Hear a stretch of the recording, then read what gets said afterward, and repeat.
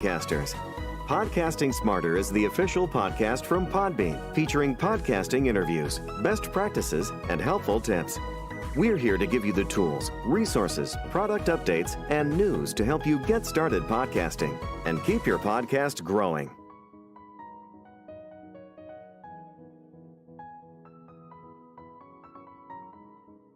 Hello, everyone, and welcome. Oh my gosh, we are so excited to chat with you today. We're joined by a very special guest, Pete Birsinger from Podscribe.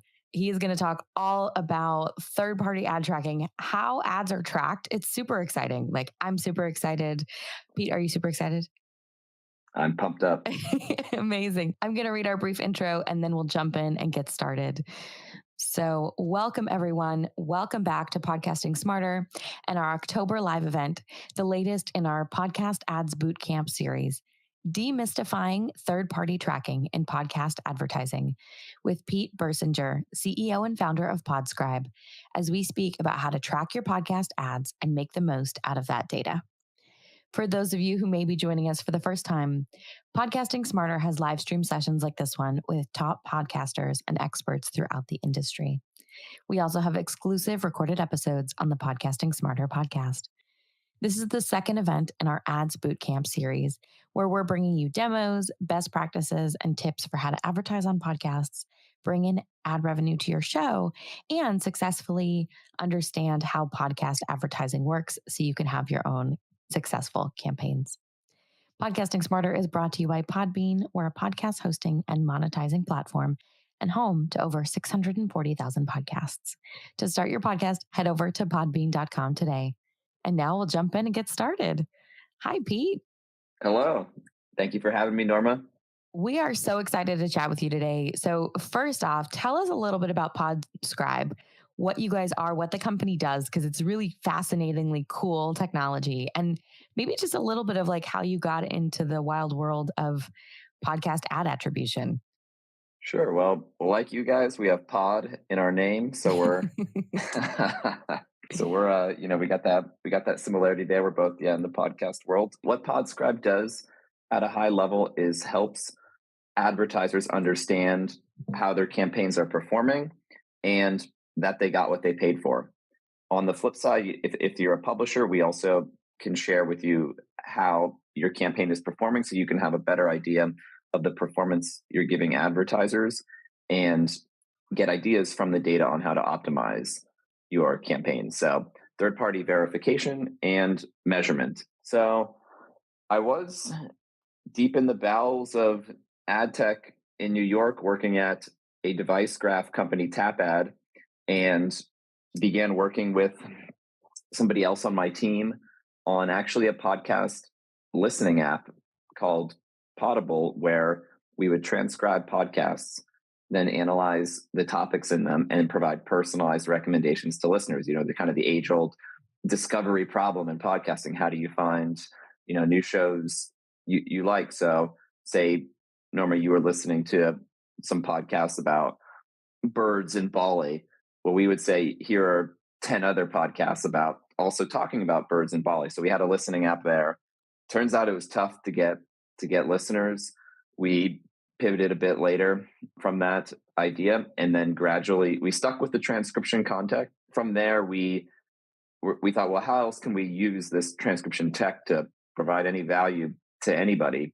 So eventually what we began doing that gained traction was, well, we can find the ads in the transcriptions, and it turns out advertisers are quite interested in knowing where and how their ads are being placed, because oftentimes in podcasting, they'll need to either find it themselves by scrubbing through the podcast to find how their ad was read and inserted, or they'll need to email the podcaster to ask for it. So that was really the first thing we did that I think many people got much of any value from, and it was using that same transcription technology. So that's where the beginning piece of the verification came from. If you're an advertiser, you buy an ad, you want to make sure it was read and read properly. So we would solve that piece. And then from there, we were on the verification leg and got into, well, if we're verifying that the ad was placed and read correctly, what about how many downloads it got? So we started doing that because that was another thing advertisers wanted to know. And then once we were verifying how many downloads it got, well, we were only really a step away from measuring how many people went to the site or app afterwards. So that's sort of how it, a nutshell of our meandering path. Yeah, absolutely. And, from the standpoint of any advertiser, you kind of want to see your ad, right? And with audio, you want to hear it, right? You want to know where it played. And podcast advertising is, it's different. It's not like opening up a newspaper and seeing a giant full page ad that you purchase for your brand. So knowing where that ad played, who's heard it, I think those are all really important things that ensure that trust with advertisers as well, right? To be able to trust the medium of podcasting and to have those concrete results. At a certain level, if you're buying, if say you're one of the larger advertisers, maybe if you're buying one ad, a month, okay, you can go find it yourself. It's not a big deal. But if you're maybe somebody like an AG1 or a BetterHelp and you're buying hundreds of ads a week, it's going to be real tough for you to, verify that on your end. And I think too, our aim is also to help podcasters save time because they can get inundated at some level with requests from advertisers. Hey, can I get this air check? Can I get this link? Did it run? Did it run? Yeah. So there's a component of that too, where we want to just, make the industry, everybody more efficient. So then people can focus on, what they do best, making great content and not minor details of, sending emails with links.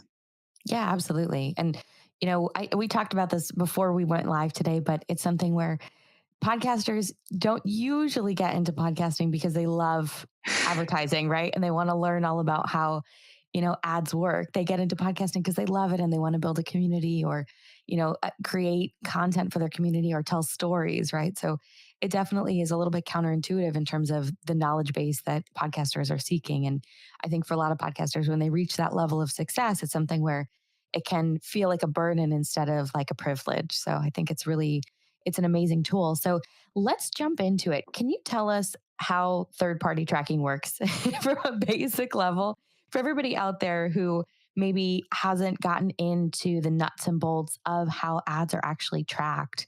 Let's talk about it. There's two components. First is the placement component, the air check piece that, did my ad run? And then the second piece is how many downloads did it get and how did it perform?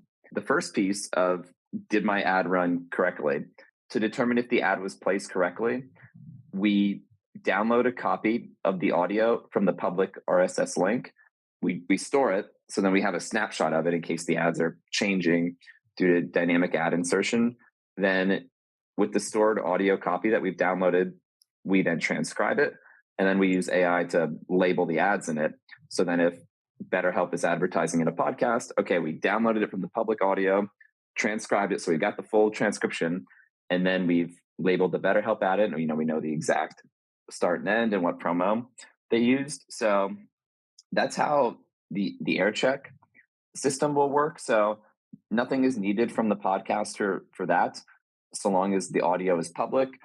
We just download it like anybody else listening to the show and transcribe it, and that's the first piece. And it's nice because no setup is needed from the podcaster. So that piece is a little easier. I do have a question because for everybody out there, I know that this is a question that they're going to want to ask, and it might already be in the comments, but it's something where, an ad doesn't play on every download, right? So with dynamic ad insertion, how do you guys track that? We download them multiple times. Okay.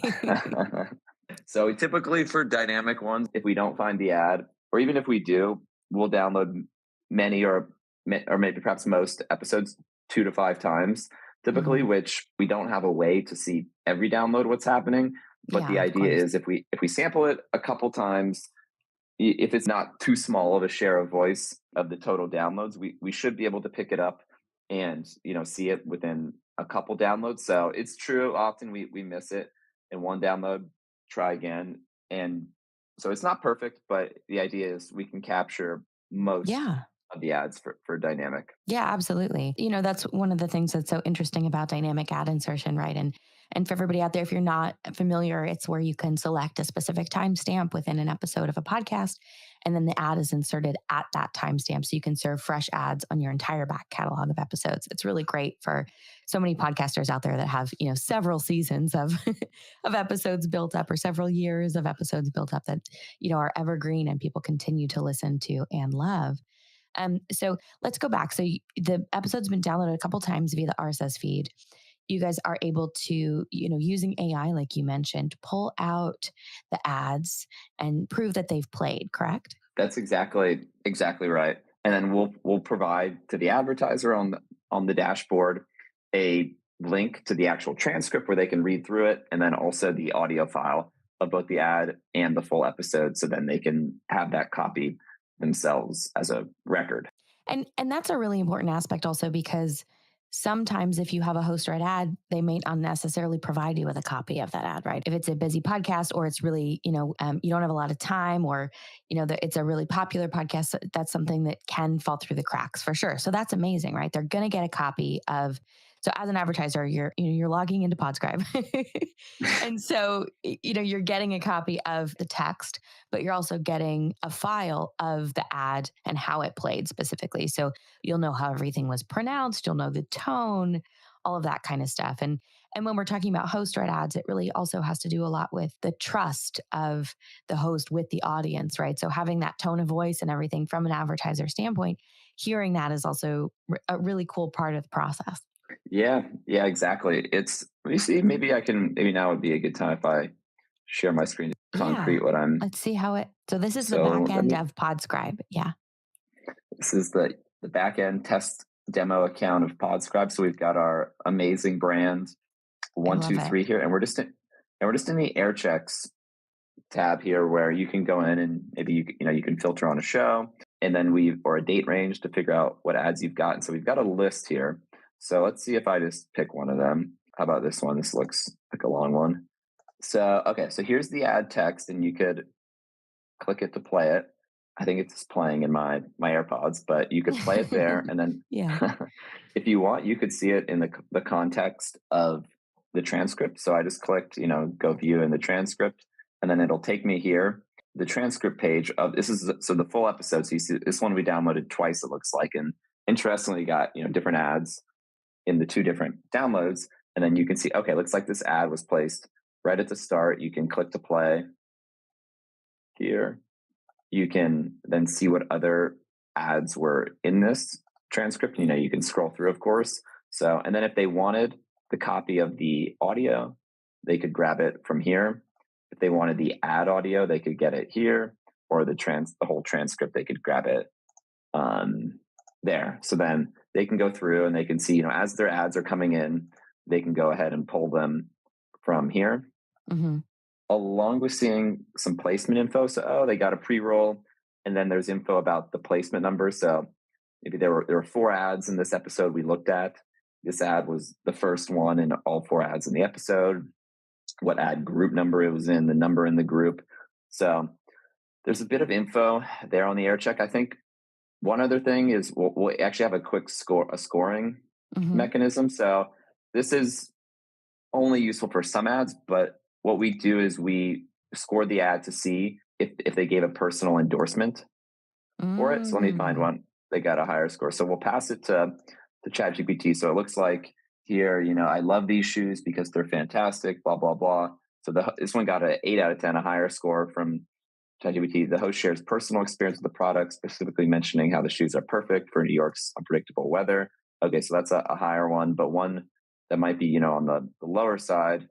Let's see here. The host does not endorse the product at all, but rather discusses a personal experience. Some reads the host isn't meant to personally endorse it, so there's really a limitation there. Yeah. But if the advertiser knows the host should be doing it, they can kind of get a quick feel for how that happened there. So that makes a lot of sense when we're talking about the trust that hosts have with their audience, right?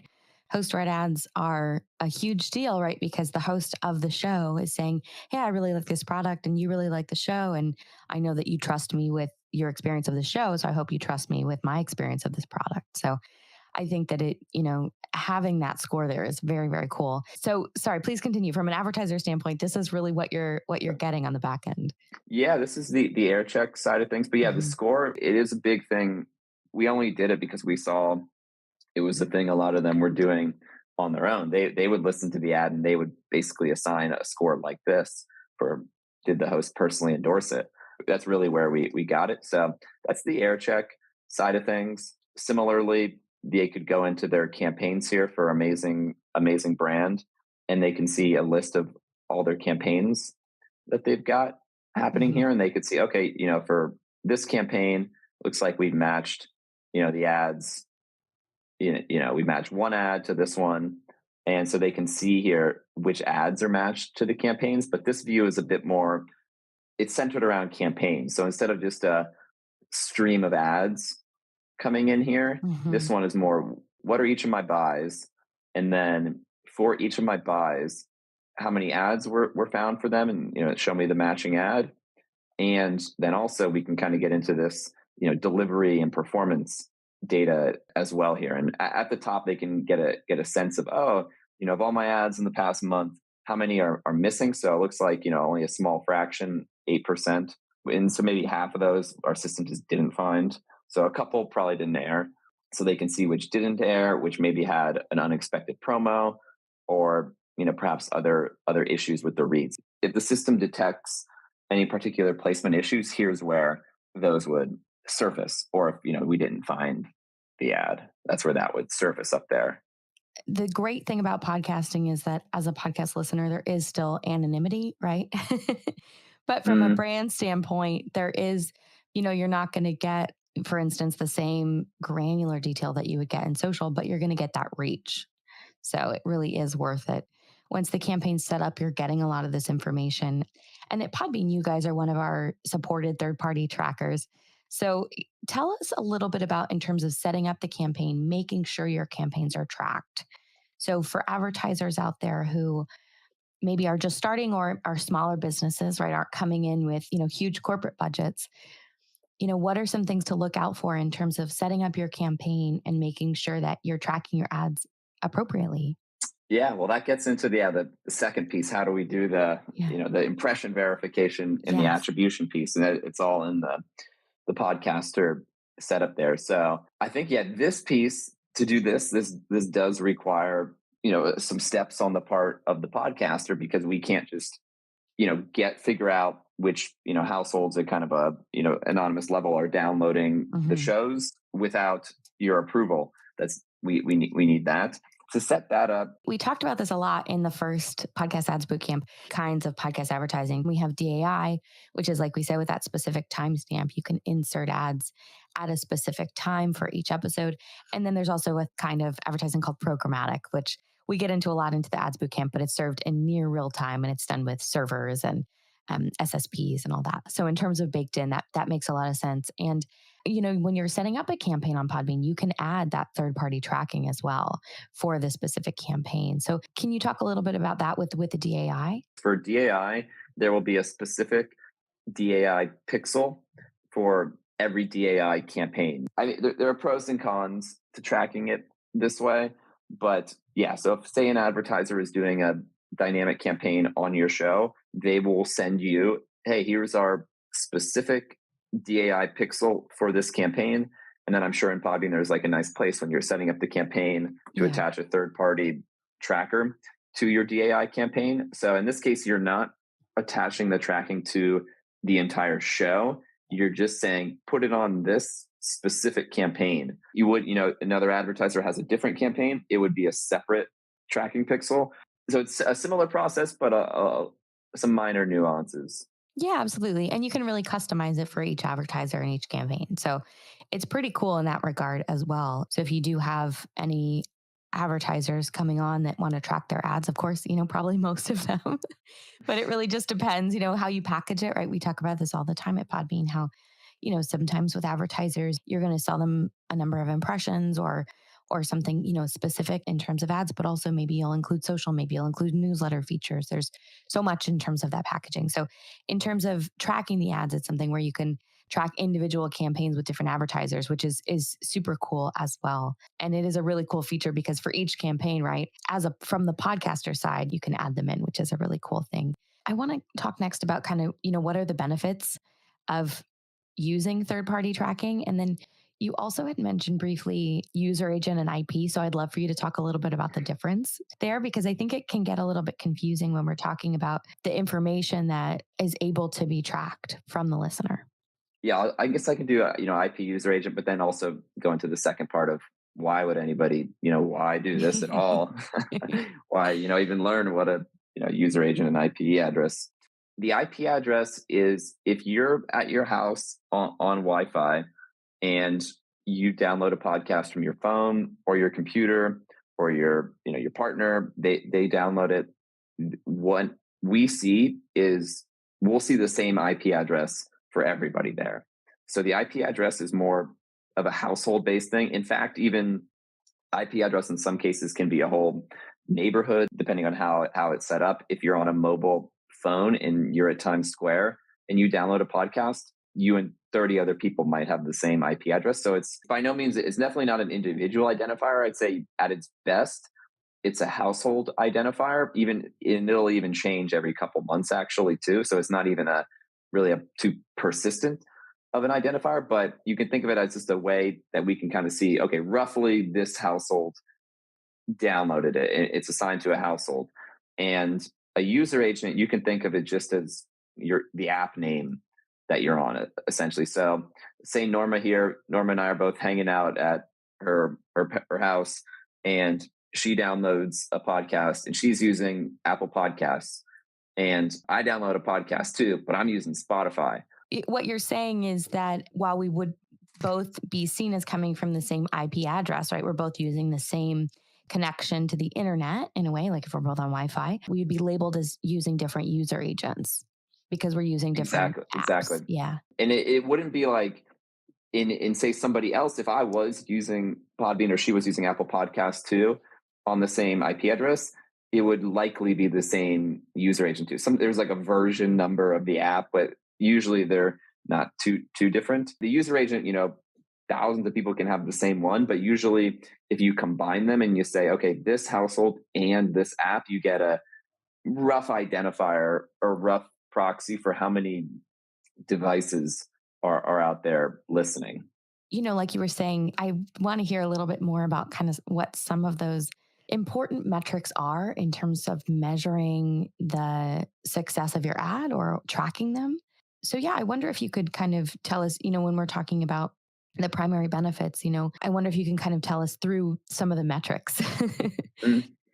Yeah, sure. And I can pull up my screen too, just to show what it looks like, what the advertiser would see. But to start out, I would say for podcast advertising to really work, none of this is actually needed. I would say it's additional data. I would say in its original form, podcast advertising would work where an advertiser, maybe MeUndies or ZipRecruiter, whoever, they would say to the podcaster, we'll pay you this money if you read this ad and tell users to use this promo code, essentially. And then the advertiser would see on their website, well, how many people use the promo code? And that would be more or less how they determine, was it worth it or not? It still works that way in a lot of ways. Many of the biggest advertisers still use promo codes and URLs to track that. But the question many of them have is, how many people who heard the ad went and purchased but forgot the promo code or didn't use the promo code? So typically it can vary from maybe 100 people after they heard the ad went to the site and purchased using a promo code. But then the question is, well, they're kind of thinking, well, probably not everybody who heard this ad and went and purchased used it. So is it like 200 people who purchased? I think that that's a really important aspect as well. And especially, from an advertiser standpoint, seeing the success of your ads is really important. And we also talk about this a lot at Podbean. A lot of advertising on podcasts is other podcasts, right? So from a podcaster perspective, if you're advertising on other podcasts, it's something where you want to know who's even heard about your show, because maybe they didn't, click the link, but the, a little bit of that earworm trailer kind of got in. and they're in their directory and they've gone into the search bar and they've just typed it. That kind of thing, I think is a really important aspect as well. So I think it comes down to the idea is how can we give podcasting more credit? How can we not, shortchange it? Because if we're just counting it by the promos, it's probably undercounting it. I think that's probably the biggest why. If you're a podcaster listening, well, yeah, it might be annoying to fiddle with the tracking, but the idea is hopefully you can help give your advertisers more data when they have to go to their boss and say, I want to buy on podcasting again. He or she says, well, what do we get from it? The number will be hopefully higher and it'll be an easier sell. And similarly with advertisers, the same thing. They would, Yeah. It's really just a way to show them that the advertising works and to give you more budget. Right? I just pulled up a sample screen back to our amazing brand 123 here. Amazing brand 123. It's a successful product. Yeah. It's a successful product. So on it, they can see, over time, they can see, okay, where am I spending my money? And it'll apply the spend on the days the ads go live. And then it's, okay, where am I getting my downloads? And they could filter on a show or episode. And we will include YouTube views if there are simulcasts, but for now we can just stick with regular downloads. And then based off of where they're getting their downloads by day or by week, then okay, where were people visiting the website afterwards? People who were exposed to an ad and then went and downloaded the podcast. So it's a little bit hard to tell what's going on because it's got a bunch of different shows here. But then also you can see, okay, where did people use the actual promo code? So this is what the traditional advertisers, look at. So we'll just put the promo code counts there, but we'll also display how many IP-based conversions we're seeing there. And you can see below here, we'll say for, a number of shows or how many promos did we see were used, and then how many pixel-based conversions were there. So typically it can vary, from 2 to 10. So what's sort of interesting is it can vary a lot more per show than people might think, the multiplier. And I think it comes down to maybe if the host didn't repeat the promo code or it was sort of a confusing one to remember. I think there's a lot of factors. And there's a lot of nuance. It's so interesting. We have so many podcasters kind of talk to us about this, and the ones that really have been successful with those promo codes use the same promo code for their show. Like they never change the code, no matter what the product is. It's like for their show, it's the same code.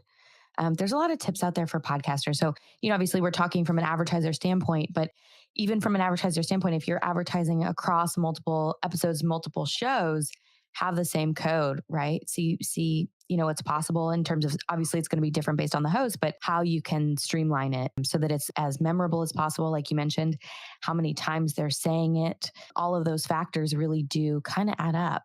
Absolutely. And I think repeating that code and making sure it's clear and putting in the show notes, I think that all helps give the code more visibility to the listeners. And because it's definitely a core factor. I would say a lot of our advertisers, they still use promo codes as their core metric. So this darker blue line, you can see, there's a pretty good relationship between when the ads go live and then when the promos were being used. It's a direct correlation. Right. Exactly. Yeah. So similarly with the IP-based conversions, you see there's still a decent correlation. I would say these can vary slightly less because sometimes, maybe 15 days later, the company was put in your head by the podcast, but you kind of can't remember where you heard of it. And so in those cases, the IP-based purchases can still give credit. I was just going to say that makes so much sense, right? Because I think we've all been there, right? And from an advertiser standpoint, that it takes several points of contact, right? It takes several points of contact for somebody to remember your product and then to take action, right? And so if, you're not specifically tracking the link, it is more of that subconscious psychological facet of your customer's relationship with the brand and that advertising. So there must be more, in my estimation, there is more time in between hearing the ad and the purchase. Definitely, because often maybe you'll hear something once, but it can take a few more times, or maybe somebody have to talk to a friend, or you don't always purchase something just within 2 days of hearing it. Sometimes you might, but not everybody is quite that way. And the promo codes typically more capture the people who purchase sooner than later, which is a big portion, certainly. But in many cases, and for many brands, that's just not the case. So that's really the idea, helping brands see capturing more of their purchases to then provide more budget to podcasting. And I want to ask next a little bit about some of the challenges that brands and advertisers face when implementing tracking and setting up campaigns. So what are some common challenges or pitfalls that you see brands make? Because I'm sure, from an aggregate standpoint, you're seeing, really how companies are setting up their tracking. And, what are some things to do at the beginning to make sure that you set everything up in a way that where you're going to get the most information, you're going to get the most data from your campaigns, and you're going to see that success? It's all smooth sailing, no issues ever. No, I'm just kidding. No, I'd say one of the biggest challenges is the final piece of the setup that I didn't mention, and this is on the advertiser. So the podcasters at this point, they put the tag on their campaign. Yeah, the documentation is definitely helpful. So that's kind of the first piece that's on the podcaster. But final step, at least for attribution, is the advertiser needs to tell us who's going to their website so we can match the people who downloaded the ad to then the people who went to the website. So for that, the advertiser needs to put our tag on their website to send us that data. So the easiest way the advertiser can do it is if you're on Shopify, we have a Shopify app that you can install in 2 clicks without knowing anything about code. So if you have Shopify, that's usually the easiest way, and that almost always gets it set up correctly. But if you don't, you can add our tag to your Google Tag Manager for your website, and we're happy to help debug it. We have tools to show you on your Podscribe dashboard if we're receiving the data properly. But that step there, for some advertisers, it's very quick, an hour short, but some other advertisers, their sites are a bit trickier, or maybe they don't have an engineer, readily available to set it up if it's needed. And so sometimes the integration can get stalled a little bit, or it can get added, but it might not get added quite right. And then, in some cases, I'd say 2/3 of advertisers, we get it set up under a week. I would say for the other third, sometimes it can drag on for, a couple weeks as there are certain issues here and there. If it's a Shopify app, it's like 2 clicks, like very, very quick. But I would say for an advertiser, the biggest thing I'd say is if you are hoping to use this tracking ahead of time, I would say aim to have it set up at least 3 weeks ahead before the campaign starts, just because you'll probably be fine, no problem. But just in the case that there are a few additional debugging steps needed, you have time. And so then when the campaign starts, we're properly receiving all the data, and we can properly match everybody who goes to the page. I think there are more tools we can do to make things easier. But I think from the advertiser perspective, it's also just, shoot to start it as early as possible. Don't wait till the day before if you can. Yeah, absolutely. And that's such a great tip. I mean, I think with a lot of podcasting technology, it's so instant. And so I think that that's the expectation, especially in today's world with AI and, how fast the internet is around the world. But I think it's something where sometimes, within companies or setting up tracking, like you said, right, you've got the ad, you've allocated budget, you've worked on the creation of ads as well, putting time and effort in, identifying podcasts, getting campaigns together, and then to not have that tracking on the sales side. It's definitely, I'm sure that would be something where it's a little bit disappointing because you see the results in terms of the direct click-throughs from the link or from the code being used, but you're not able to track some of those additional sales and to really see the results of how the campaigns are going. So for everyone out there, when you are tracking your ads, it's something where you want to make sure that all your I's are dotted and all your T's are crossed. When you're setting up a campaign, I think it sounds like maybe the 2 biggest things, right, are to make sure that the pixel on your ad is added, right, via the podcast or via the podcaster. And then also from your commerce site to make sure that your third-party tracking is able to pull that data as well so that you can match it and compile those reports. Yep, that's exactly right. Yeah, those 2 pieces. Whoever for your tracking, the podcaster has to put the tag on, send that data, and then from your commerce site, that has to be set up too. when you're an advertiser and you're working with a podcaster, don't be shy to ask for these things, right? Like and it's something like here at Podbean, we are an open door for all our podcasters. So if you ever have a question about advertising, you can always email us at podcastingsmarter@podbean.com. We'll point you in the right direction of where to put your ads, ad pixels, and how third-party tracking works, because we want you to be able to get this data to your advertisers. We want you to successfully run campaigns and share the valuable data with your advertisers of how podcasting has helped their brand, helped their products, and increase sales. And so I think it's something where if you're an advertiser, don't be shy to ask for that, right? It's something where if you haven't run a podcast advertising campaign, maybe you're a smaller business, maybe you're new to podcast advertising, the things to ask for are, how are you tracking the ads? I think that that's a really big question. I'm going to give you my third-party tracking pixels. Please confirm that you've plugged them into the campaign. Right? I think that those are, really common. And of course, from the podcaster side, if you guys ever have any questions, let us know, because it's something where we want to make sure that you're able to track those ads. And even if you're a podcaster who's looking at advertising on your podcast on other podcasts, that's a really important consideration as well, because that's one of the bigger ways that podcast growth occurs, right? When you're listening to a show, you're super excited about it, and you hear the host say, hey, I know that you're loving this episode and you're a member of the community of our show, but there's this other show I think you'd love. It's a really organic way to grow your podcast as well. So for every podcaster out there who's listening today, because you're thinking you want to be able to offer this to your advertisers, also don't rule out advertising on other podcasts as well. Absolutely. That is one thing we also started doing earlier this year, to attribution for podcasters. I think Chartable calls it smart promos, which maybe some people in the audience are familiar with. Yeah. So we also have that too. And it's a very similar setup. The only difference is, say you're advertising on another podcast who's promoting your show, that other podcast will put the tracking pixel on that campaign. So then, we would get the impressions, whoever's getting it. But then instead of you, the advertiser here, putting a tag on your website, you would put our prefix on your show. So then we know who comes to download your show after they're exposed to the ad. So it's measurable. And that's a little bit trickier to measure, just because it's hard to have somebody put a promo in to listen to your podcast. That's a good use case for sure for the tracking. Yeah, absolutely. And speaking of use cases, I'm wondering if there is a real world example or a success story where Podscribe made a significant impact on a campaign through data. Yeah, I think there's a few. I'm sure you have a bunch. Yeah.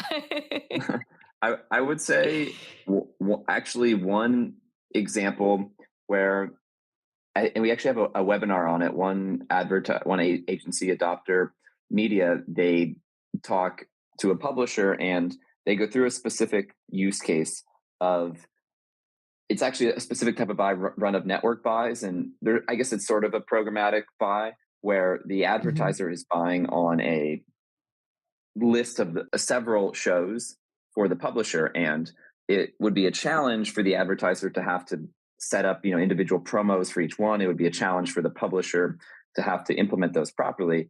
So instead, what they do is they put one Podscribe pixel on the entire campaign, and then we can report back, okay, on all the shows here, what was the performance for each one? And then the advertiser through that can get a sense of, okay, well, which show then do I want to go buy specific direct spots on? So that was one case with Adopter Media there, and I could find the webinar link for it later, where it enabled a bit of a new use case. And the publisher, in many cases, publishers like it too, because it can let them sell more of these run of network buys across all of their shows. And then also it can help funnel into more direct buys on specific shows. So that was one case, but I think there are a number of cases, where just more granular data from pixel tracking is it's another way to look at things.